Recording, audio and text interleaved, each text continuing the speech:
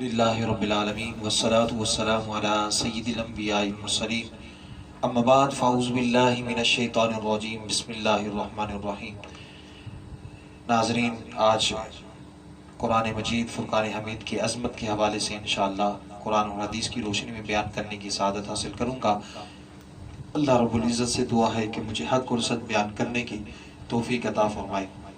حضرات محترم، قرآن مجید فرقان حمید کے اندر اللہ تبارک و تعالی نے ارشاد فرمایا وَنُنَزِّلُ مِنَ الْقُرْآنِ مَا هُوَ شِفَاءٌ وَرَحْمَةٌ لِّلْمُؤْمِنِينَ۔ اللہ رب العزت نے انسان کو جسمانی اور روحانی بیماریوں کا علاج تجویز کیا، اور اس کا نام جو ہے قرآن ہے، یعنی کہ قرآن مجید فرقان حمید کے اندر روحانی علاج ہے، یعنی بیماریاں اور جو دیگر پریشانیاں ہیں تو اس کا علاج قرآن مجید میں آپ کو ملے گا۔ ایک اور مقام پر اللہ کریم نے ارشاد فرمایا کہ ان ھذا القرآن یہدی للتی ہی اقوم۔ بے شک یہ قرآن حق، مضبوط اور سیدھے راستے کی ہدایت دیتا ہے۔ قرآن کے بتائے ہوئے راستے روشن ہیں، واضح ہیں، حق ہیں، سچ ہیں۔ جس بچے کی انگلی باپ خود پکڑ کر گلی کوچوں میں پھرے وہ بچہ گم نہیں ہو سکتا۔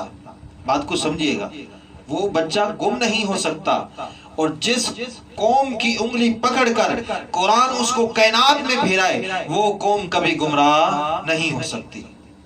قرآن نے ہماری انگلی پکڑی ہوئی ہے، اس دنیا کے بازاروں میں، اس کائنات کی گلیوں میں قرآن ہماری انگلی پکڑ کے رہنمائی کر رہا ہے۔ قرآن مجید کیا فرما رہا ہے؟ فرما رہا ہے کہ ان ھذا القرآن یہدی للتی ہی اقوم، کہ یہ قرآن جب تک مسلمانوں کے پاس ہے، مسلمانوں کو دنیا کی کوئی طاقت شکست دو چار نہیں کر سکتی۔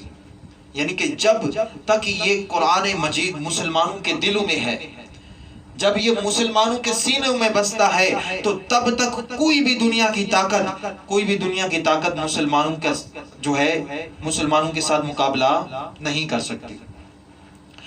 تو حضرات محترم، مسلمان اس کتاب کا حامل ہے، اور یہ کتاب مسلمانوں کی نگران ہے، پاسبان ہے۔ ارے وہ مسلمان جو پہلے زمانے والے تھے وہ قرآن کے حافظ بھی تھے اور محافظ بھی تھے۔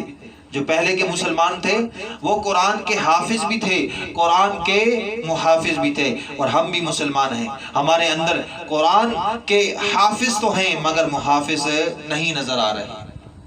تو حضرات محترم، اب یوں لگتا ہے کہ پہلے مسلمان قرآن کے محافظ تھے اور آج کل کے مسلمانوں کا قرآن محافظ ہے۔ ارے قرآن اللہ کی وہ مقدس امانت ہے جو اس نے جبرائیل علیہ السلام کے واسطے سے اپنے پیارے نبی رسول کریم صلی اللہ علیہ وسلم کے دل پر نازل فرمائی۔ کس کے دل پر؟ نبی کریم صلی اللہ علیہ وآلہ وسلم کے دل پر نازل فرمائی۔ سبحان اللہ۔ فرمایا کہ فَإِنَّهُ نَزَّلَهُ عَلَىٰ قَلْبِكَ، اے محبوب ہم نے یہ قرآن آپ کے دل پر اتارا، اے محبوب ہم نے یہ قرآن آپ کے دل پر اتارا۔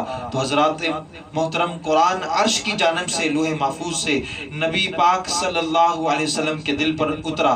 جب نبی کریم صلی اللہ تعالی علیہ وسلم شہر مکہ سے 2 میل کے فاصلے پر جبل نور کی چوٹی پر غار حرا میں